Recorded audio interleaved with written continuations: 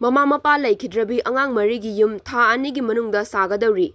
Chief Minister N. Biren gi mityeng makhada Chief Minister gi Manau Nupa M. Rajendra Elias Boyna Khangabok Partu Maisnam Lekai da Leibi Masagi Lainanaba Yum Fauba Leijadrabi Leikhidraba Laishram Ibungo Amadi Akasini Anigi Leihoriba Machanupi Marigi Manakta Social Welfare Department gi Miyoi Singa Loinana Chatuna YENGSINKHRE Amadi Mateng Kaya Pangkhre. DCPO Thobal Rajendra Salamna Luchingduna District Child Protection Unit Thobal gi team Susaruk Yaduna Chatkhiba Yengsin Khongchat Aduda Chief Minister gi Manau Nupa M. Rajendra gi Maikaidagi Electric Loom Kon Ama Chananaba Cheng Bag Ani Aduga Department of Social Welfare Manipur State Women's Development gi Managing Director Amadi Chairperson gi Maikaidagi Usa Sewing Machine Ama Amadi Fi Sananaba Lang Singa Loinana Khongchat Aduda Saruk Yakiba Social Worker Mutum Robindrana Sel Oina Lupa Lising Kun gi Senfam Kana Leijadrabi Nupi Macha Mari Aduda Khutsin Naki Yengsin Khongchat Aduda Apen Mafongdok Laduna VVF Khangaboki Member Nonglen Khundrak Pamna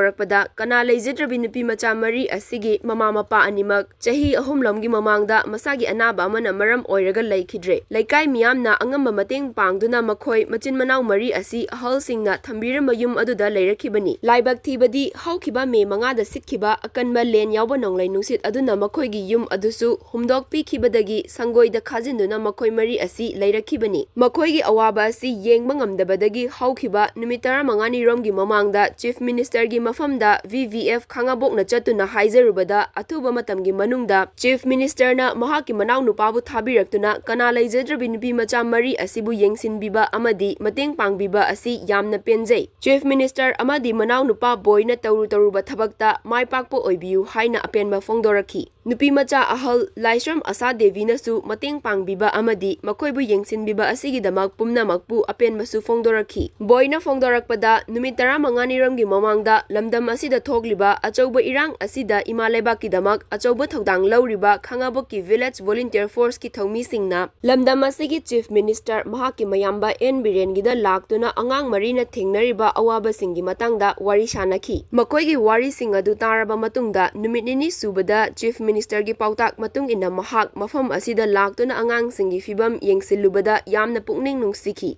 Maramasina Angang Mari Asigi Damakta Tawbayaba Thabaksing Tawduna Makoigi Tungi Punsida Yaifanabagi Damak Khongthang Sing Asi Laukhatpani Loinana Makoigi Damakta Lainanaba Yum Ama Athubada Saragani Hiramasigi Matangda Thobal District ki DC Amadi BDO dasu Wari Shakre Social Welfare Department gi Makhada Angang Sing Asigi Senthok Lambi Semjanaba Sewing Machine Electric Handloom Machine Langna Chingbusu Mating Pangki Loinana Sponsorship and Foster Care Program gi Makhada Chahi Tarataruk Sudribi Angang Atonbi Ani Asigisu Tha Khudingi Lupa Lishing Mari Pinanaba Thorang su Paikhatle Kon Sabaga Mari Lenana Young Card Mari Amasu Sabire Makoigi Damakta Ana Layengda Sizinanaba Haksel gi Card su Piragani Masida Natana Makoina Fangbayaba Lengaki Scheme Singsu Fanghanaba Hotnaragani Haiki Akoi BBF Khangabokna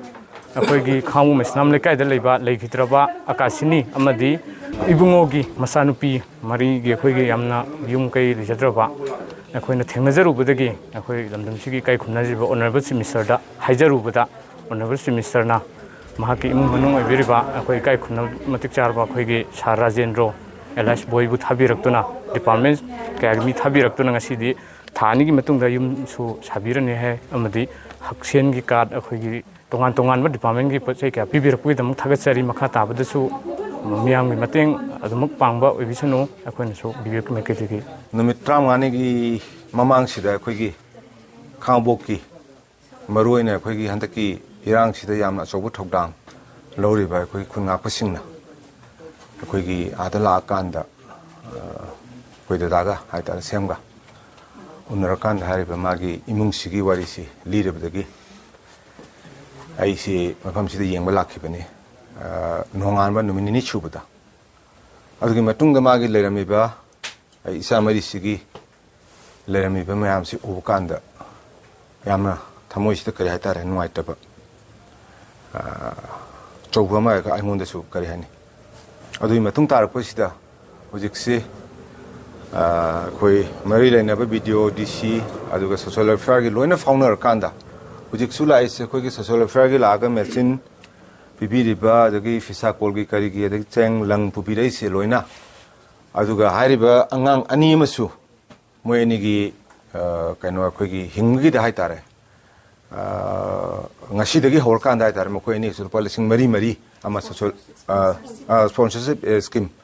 makhada haitare social welfare gi makoi ani gi su policing mari gi ama pibirani haibagi ko social welfare department dagi sima leire jo ani subida koi gi sigi kon siga mari lainana haitare koi gi yang card ai gi se card pairam da haitare madu ngarang nahan dagi koi founder ga district koi gi thobal gi officer ga tor kan da karama koi sare ngasi ka sine jarame makoi da sina moi da kari kana ga kan da government gi ani koi gi langyon me dokan sing dagi makoi na ka si pur ga lobu matam da subsidy rupani foodi subsidy khenerani adum hongna phangani adu amaron da handak khwaidagi fabamna chief minister gi koi gi helungi ama launch ta udarise siga laga di same 50% makoi da kana ba phangani sima adu makoi si health card leramde langbagi card sima langbagi card ama jo koi sarga in process lay sabal loi ra ba yare adum koi moi da chinerani ngasi je ko sima ina adu yum si gi su ai hojik dc jo founder video jo founder yum si su athubuda odi nong he hangbaga yum ji me sanaba